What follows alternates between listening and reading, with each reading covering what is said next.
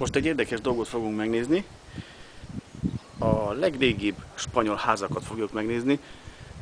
Ilyen kőbe vannak fejtve. Valósággal a szikla alá vannak csinálva a házak. Nagyon szép, érdekes, csak nem tudunk jobban bemenni, az a baj. De megnézzük.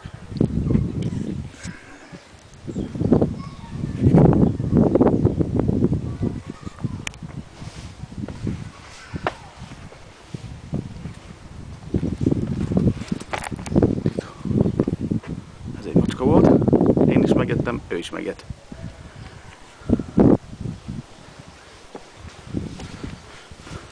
Titu, hello.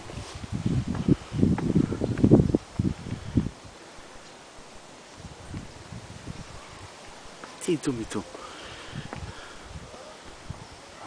A ház itt van alattunk. A ház itt van alattunk.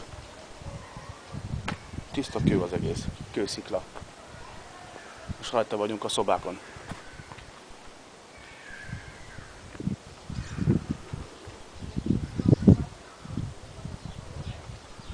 Az biztos, hogy jó hűvös lehet a forró nyári napokon.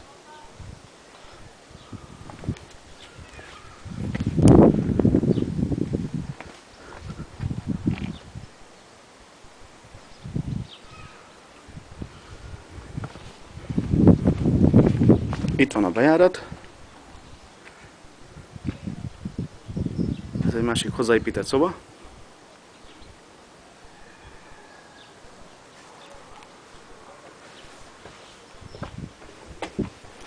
Itt egy másik szoba, vagy lakás.